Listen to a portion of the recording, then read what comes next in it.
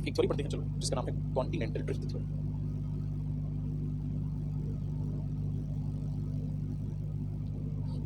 Continental drift theory इसको कहा जाता है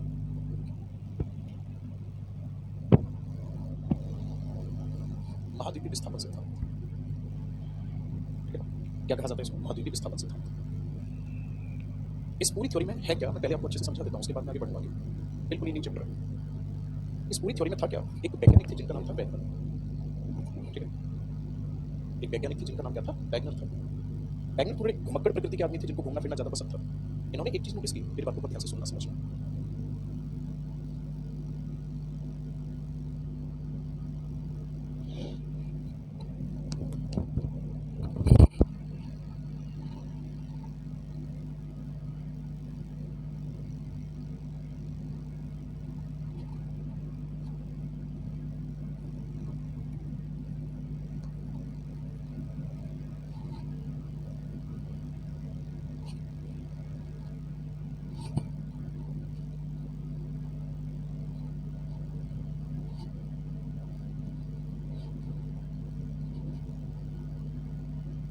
अभी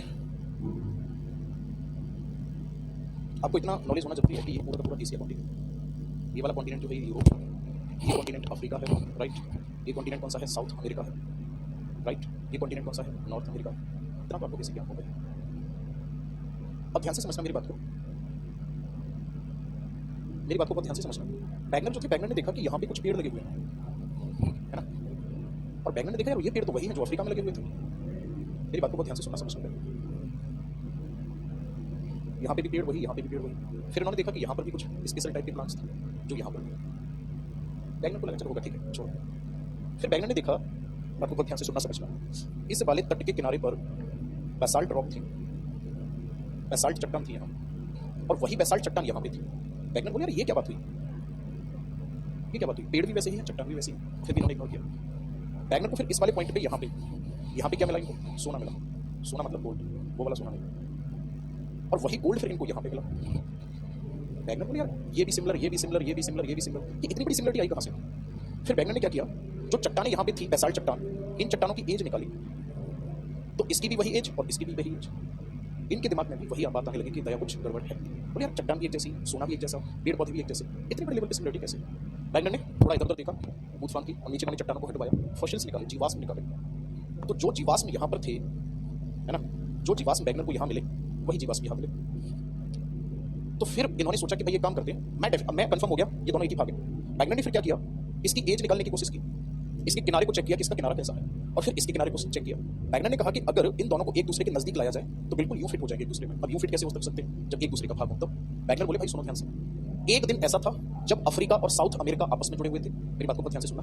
अफ्रीका क्यों? क्योंकि इनको ये सारी समानता मिली। इन्होंने कहा अफ्रीका और साउथ अमेरिका आपस में जुड़े हुए थे, और सेम ऐसे ही, है ना, सेम ऐसे ही नॉर्थ अमेरिका और यूरोप आपस में जुड़े हुए थे। आगे बात समझ में। फिर वैगनर ने और रिसर्च करना शुरू किया इस पे। बोले यार क्या क्या हो सकता है? लास्ट में आके वैगनर ने एक कंक्लूजन निकाला कि आज जो कुछ भी कॉन्टिनेंट कंट्री वगैरह जो चारों तरफ फैले हुए हैं, एक दिन ऐसा था कि सब आपस में जुड़े हुए थे, और सब आपस में जब जुड़े हुए थे तो इससे एक सुपर कॉन्टिनेंट बना, और इसी सुपर कॉन्टिनेंट को पेंजिया कहा गया। वैगनर ने सब कुछ कंक्लूजन निकाल के अपनी एक सुंदर सी बुक लिखी, the origin of continent and ocean, महासागर और महाद्वीपों की उत्पत्ति। और पूरी बात उन्होंने अपनी बुक में लिख दी। कब? 1914। उस टाइम के जितने भी वैज्ञानिक थे उन्होंने बड़े लेवल पे वैगनर का मजाक उड़ाया। बोले भाई पागल हो गया क्या, ऐसा कैसे हो जाएगा? सारे कॉन्टिनेंट आपस में जुड़े हुए हैं, फिर अलग कैसे हो गए?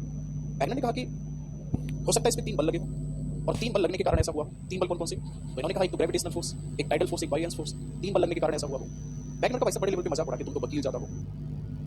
चैम्बरलेन नाम के वैज्ञानिक थे, उन्होंने कहा कि तुम्हारी जो थ्योरी है ना ये मेरे पैरों की धूल के बराबर है। तो वैगनर ने उनको बड़े ही शालीन शब्दों में एक पत्र लिखा कि आज जो हम रिसर्च कर रहे हैं ये आगे आने वाले भविष्य को निर्धारित करेगा, तो कृपया अपना योगदान देने की कोशिश करें, ना कि खिल्ली उड़ाने की कोशिश करें, मजाक उड़ाने की कोशिश करें। धीरे धीरे न्यू रिसर्च होती गई, और लास्ट में आके बात ये निकल कर आई कि वैगनर के मरने के बाद ये बात प्रूव हो चुकी है कि हाँ वैगनर की एक बात सही थी, सारे के सारे कॉन्टिनेंट आपस में जुड़े हुए थे। आज जितने भी महाद्वीप हैं, जितने भी स्थल है, ये सब कुछ आपस में जुड़ा हुआ था। एक एक करके महाद्वीप एक दूसरे से अलग होते हैं। इनफैक्ट ये कि हमारा भारत आज जहाँ पर है वहाँ नहीं था, हमारा भारत यहाँ पर है आज। पहले हमारा भारत यहाँ हुआ करता था, यहाँ से टूटकर हमारा इंडिया इधर गया। हमें कैसे पता चला सर ऐसा हुआ? क्योंकि हमारे यहाँ पे जो चट्टानें हैं वही चट्टानें यहाँ अफ्रीका कॉन्टिनेंट के इस वाले भाग पर है। उसका कंक्लूजन क्या निकलता है, उसका सेंस क्या निकलता है? सेंस ये निकलता है, वैगनर नाम के वैज्ञानिक ने कॉन्टिनेंटल ड्रिफ्ट, ड्रिफ्ट का मतलब अलग होना, मूव करना, कॉन्टिनेंटल ड्रिफ्ट थ्योरी दी, जिस थ्योरी में वैगनर नामक वैज्ञानिक ने यह बताया कि आखिर किस प्रकार महाद्वीप एक दूसरे से जुड़े हुए थे और किस प्रकार के बलों के प्रभाव के कारण ये महाद्वीप एक दूसरे से अलग हो गए। क्लास में सन्नाटा 2 तरीके का होता है, या तो पहले प्रकार जो होता है वो ये होता है कि पूरी बात समझ आ रही है, तो आराम से मन लगा के बैठ के बोले भाई बताओ, मजा आ रहा है, कंटिन्यू। और दूसरा सन्नाटा इस बात का होता है कि कहाँ एडमिशन ले लिया, क्या पढ़ा दिया, कुछ पहले ही पढ़ रहे। तो ये सन्नाटा कौन सा वाला है, पहले वाला है या दूसरे वाला? क्यों? मैंने पूरी कोशिश की है कि मैं आपको समझा पाऊँ कितने। कौन सा सन्नाटा है, पहले वाला या दूसरे वाला? पहले वाला है। ये भी ठीक है, पहले वाला है। दूसरे वाला होता तो थोड़ा सा मामला गड़बड़ हो जाता है। Very good, very good, very good. तो बैकग्राउंड ने बताया कि भाई साहब ये इसमें घुसा हुआ था, ये इसमें घुसा हुआ था, ये इधर, सब कुछ एक जगह थे, सब कुछ एक जगह थे। तो था क्या, अब आ जाते हैं थ्योरी पे। बेस बता दिया मैंने, ठीक है, बेस बता दिया मैंने कि कैसे क्या क्या थी। अब उसी को सिस्टमेटिक वे में लिख देते हैं। थ्योरी का नाम क्या है? Continental drift theory.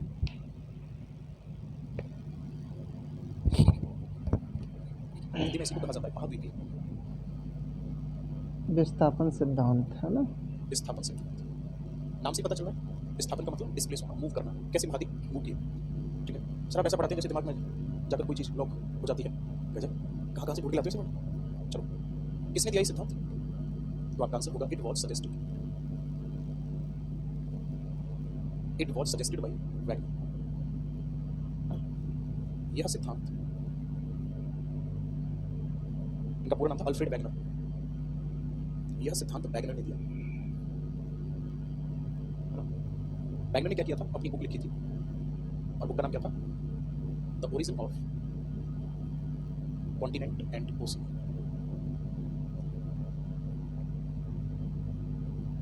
Origin of continent and ocean. इनकी बुक का नाम था महाद्वीप और महासागरों की उत्पत्ति। महाद्वीप और महासागरों की उत्पत्ति, क्लियर? इन्होंने क्या किया, अपनी बुक लिखी। इनका कहना क्या था? इनका कहना यह था, अगर हम प्राइमरी कंडीशन में देखें तो all continent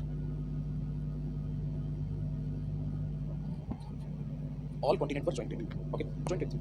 all continent were jointed into a super continent, right. शुरुआत में क्या था, आप शॉर्ट में लिखने क्या था, मुझे तो पूरा लिखना पड़ेगा। सभी महाद्वीप आपस में जुड़े थे, और सभी महाद्वीप जब आपस में जुड़े हुए थे तो किसी को क्या कहा गया? It is known as Pangaea, it was known as Pangaea. इसको क्या कहा गया? पेंजिया कहा गया।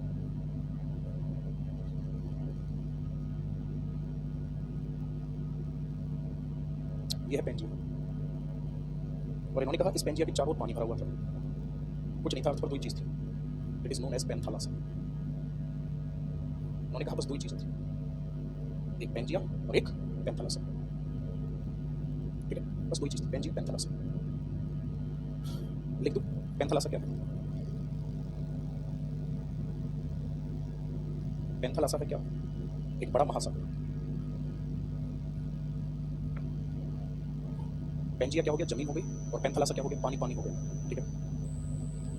वैगनर ने आगे कहा कि ये सब कुछ तो ठीक था, इस पर 3 बल लगे, ठीक है। कितने बल लगे? 3 बल लगे।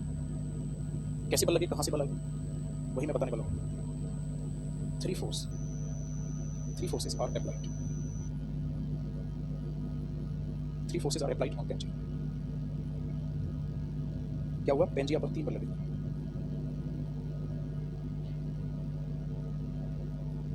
पेंजिया पर कितने बल लगे? 3 बल लगे। कौन से? पहला था टाइडल फोर्स, ज्वारीय बल। दूसरा था ग्रेविटी फोर्स, यानी कि गुरुत्व बल। तीसरा था वॉयंस फोर्स या उत्प्लावन बल। अभी किसके कारण अप्लाई हुई, इसको भी समझ लो। टाइडल फोर्स का मतलब क्या है? भाई सन अपनी तरफ खींचने की कोशिश कर रहा होगा इस पृथ्वी को, है ना। सन अपनी तरफ खींच रहा होगा, उसी टाइम पे मून अपनी तरफ खींच रहा होगा। किसके कारण अप्लाई होगा ये? सन और मून के कारण, राइट। ग्रेविटी फोर्स किसके कारण अप्लाई होता है? मास, द्रव्यमान के कारण। वॉयंस फोर्स किसके कारण अप्लाई होता है? प्रत्येक डूबती हुई वस्तु पर, ठीक है ना, एक फोर्स अप्लाई होता है जो उसको डूबने से रोकता है, that is called buoyance force, उत्प्लावन बल। या मैं इसको ऐसे लिख देता हूं, पानी के कारण। तो वैगनर ने कहा कि चारों तरफ से बल लगे, और जब चारों तरफ से बल लगे तो पेंजिया जो था वो ब्रेक कर गया। ये 3 बार जब पेंजिया पर लगे तो इससे क्या हुआ? पेंजिया टूट गया, पेंजिया टूट गया। आगे क्या हुआ वो नेक्स्ट स्लाइड पे आएगा, पहले इसको नोट करो जल्दी से। अभी पेंजिया टूटेगा, फिर बात छोड़ो, नोट करो जल्दी, नोट करो।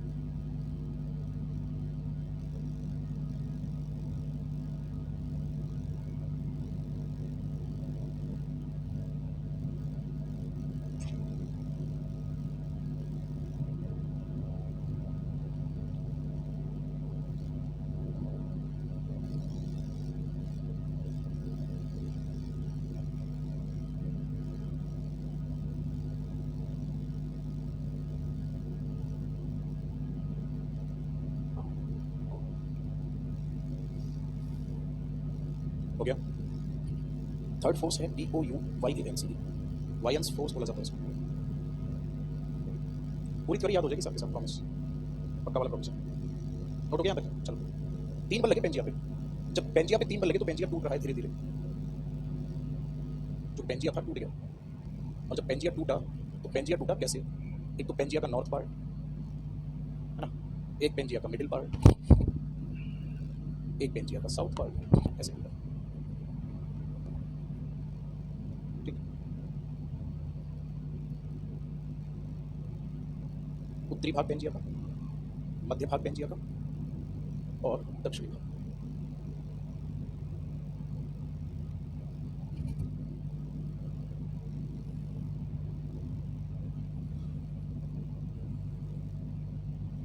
जो पेंजिया का उत्तरी भाग था इसको क्या कहा गया? It is known as Angara land. इसको क्या कहा गया? अंगारा लैंड। ठीक है। जो साउथ पार्ट था इसको क्या कहा गया? गोंडवाना लैंड। जो मिडिल पार्ट था यहाँ पानी भर गया और इसको कहा गया टेथिस सी। इसको कहा गया टेथिस सागर। डायग्राम में देखो यहाँ, इसको कहा गया अंगारा लैंड, इसको कहा गया गोंडवाना लैंड। अंगारा लैंड, गोंडवाना लैंड, और यहाँ पे बन गया क्या? टेथिस सागर। सही है। डैगनर ने कहा कि ये फिर से टूटा, अंगारा लैंड जब फिर से टूटा तो इससे बन गया क्या? नॉर्थ अमेरिका, यूरोप और एशिया। इससे ये 3 महाद्वीप बने। नॉर्थ अमेरिका मतलब उत्तरी अमेरिका बना, यूरोप और एशिया, ये सब बना। गोंडवाना लैंड जो था इससे बना साउथ अमेरिका, अंटार्कटिका, अफ्रीका और ऑस्ट्रेलिया। ठीक है। दक्षिण अमेरिका, अंटार्कटिका, अफ्रीका, ऑस्ट्रेलिया।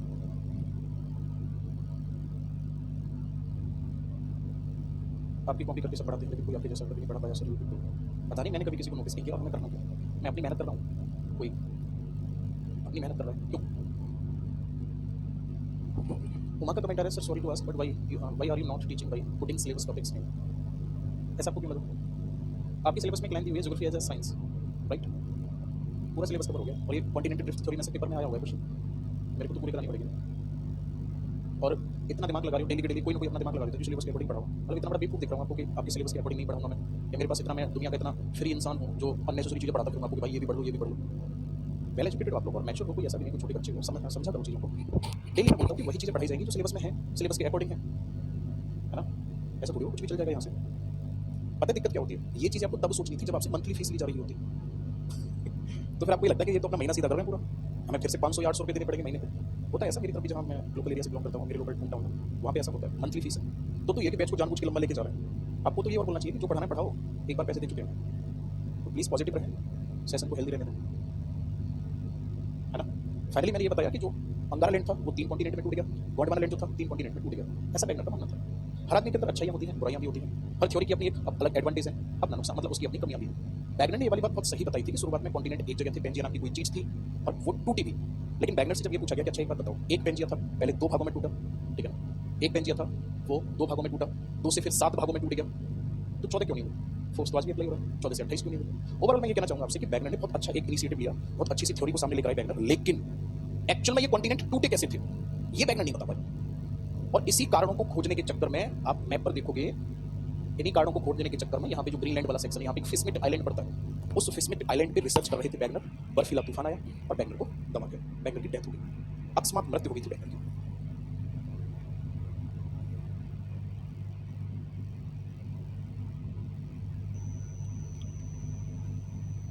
आकृति देखो, ये बहुत सी चीजें ऐसी होती है कहने की नहीं होती लाइफ में। कई बार क्या हुआ है, आप लोग टीचर ही बनने वाले हो, इसलिए मैं आपको समझा भी रहा हूँ, इसलिए आपसे कर रहा हूँ, किसी और बैच में ये बातें शेयर नहीं की मैंने। कई बार क्या हुआ है, अंडमान निकोबार के छोटे छोटे आइलैंड्स जब पढ़ाते हैं, वहाँ पे एक तो बैच में क्या हुआ, लोकेशन में जो नीचे आना था वो ऊपर कर दी, मतलब इंटरचेंज कर दी लोकेशन, ठीक है? नॉर्थ की जगह साउथ कर दी, और वो कहीं किसी बुक में नहीं दे रखी, मैंने गूगल मैप पे निकाल के फिर से रीचेक किया, किसी बुक में नहीं मिलेगी। नाम भी बता देता हूँ, रॉस आइलैंड है ना, और साइलेंट की लोकेशन मतलब एक्जैक्ट लोकेशन कहाँ पर मैं कोई नहीं पढ़ा था। मैंने देखा बहुत से टीचर्स ने जो मैंने गलत करा दी थी लोकेशन वही पढ़ा रखी थी। भाई कोई सही पढ़ा रहा है तो हम उसको कैसे नोटिस कर पाएंगे कि हाँ कॉपी कर रहा है। गंगा नदी अगर मैं बता रहा हूँ उत्तराखंड से निकल रही है, सारे लोग उत्तराखंड से बता रहे हैं तो कहाँ से नोटिस कर पाएंगे।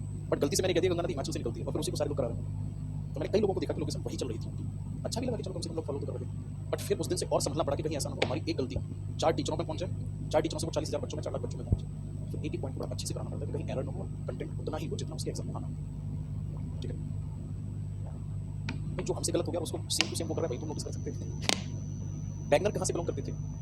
बैगनर जो थे वो जर्मनी के थे, जर्मनी से। ठीक है हाँ, लेकिन पब्लिकली मैंने कभी इस बात को नहीं बोला कि जी मेरा कंटेंट कॉपी हो गया, ये हो गया, वो हो गया। सबकी रेस्पेक्ट है ना, सब आज के टाइम पे मेहनत कर रहे हैं सब। भाई इंसान एक दूसरे से सीख रहा है, एक चेन बनी हुई है। मैं किसी से सीख के आया, मैं आपको सिखा रहा हूँ, आप किसी और को सिखाओगे, वो किसी और को सिखाएगा।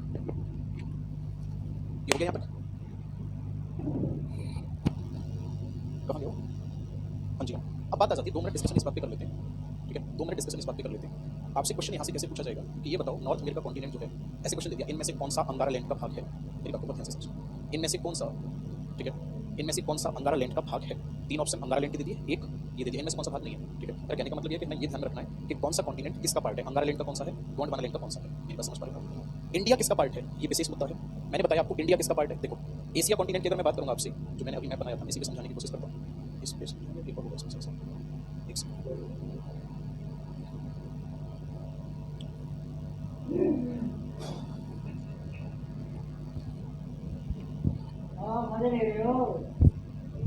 क्लास ले रहा है यार, क्लास चल रही है।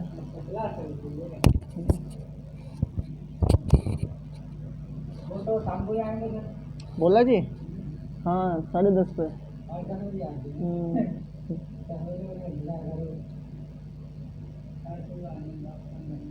नंबर ले लो, कॉल कर लेना। अरे वो सब कुछ नंबर नहीं लगता ना वहाँ पे। लगा लो, लग जाए शायद तो, लगा लो लग जाए तो। कोई काम था, जरूरी काम था, जरूरी काम था। काम कुछ नहीं था उनको, लेकिन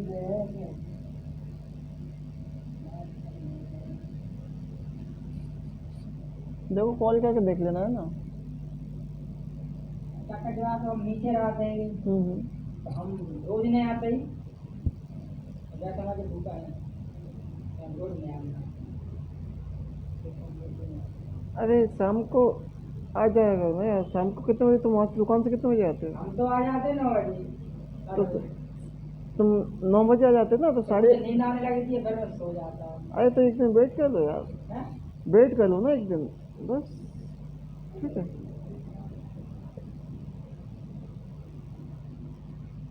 वैसे वो हमारे दुकान की है। अच्छा अच्छा,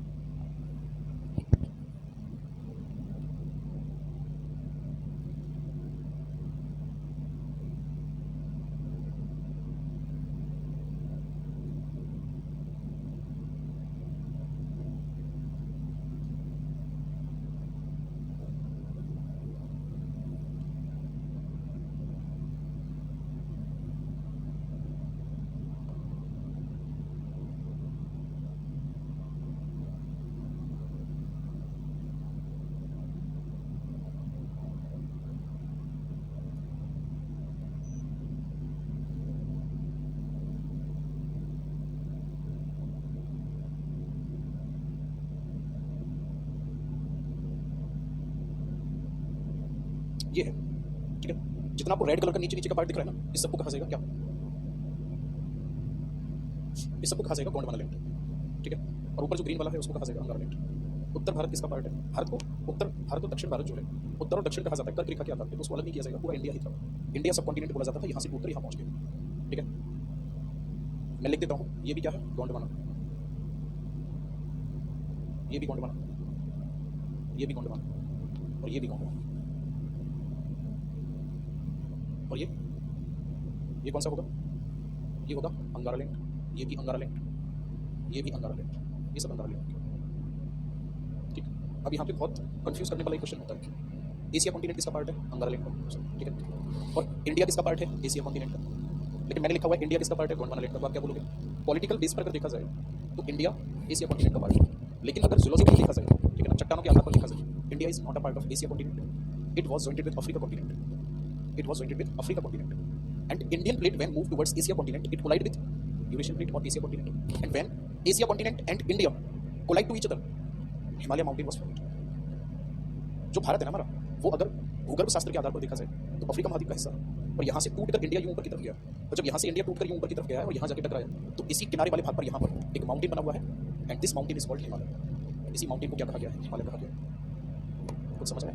हमें बस एक लाइन याद में रखनी है, हमारा इंडिया अंगारा लैंड का पार्ट नहीं है, गोंडवाना लैंड का पार्ट है, ठीक है। अब मैं एक बार फिर से सेंटेंस रिपीट करता हूँ, हमें कैसे पता चला कि हमारा इंडिया इसका पार्ट है, ग्रीन वाले का नहीं है, इस वाले का पार्ट है, क्योंकि जो चट्टानें अरावली पर्वत की हैं वही चट्टानें अफ्रीका के इस वाले भाग में हैं।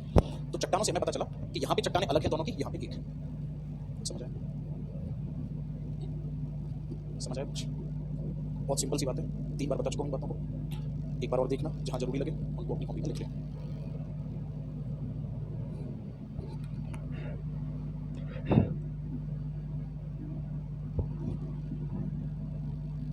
समझ ही नहीं समझ आ गया था, बट अब तो एशिया में है। बिल्कुल आप इस बात को यूं भी कह सकते हो कि फिलहाल में इंडिया एशिया का पार्ट है, लेकिन एक टाइम ऐसा था जब अफ्रीका का पार्ट था। इस बात को आप भी करो।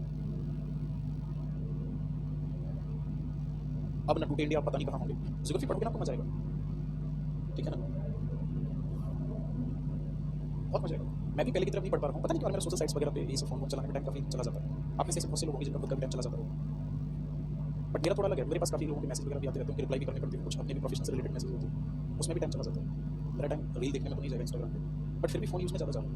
नहीं तो पहले ऐसा होता था कि आपसे कोई ना कोई बुक उठाई पढ़ रहे हैं, न्यू रिसर्च के बारे में पढ़ते चलो और बहुत एक होता नहीं यूनिक टाइप की जानकारी होना, वो सब मिलती थी उस टाइम पे। अब जो इंडियन प्लेट यहाँ टकराई है इससे हिमालय बन गया।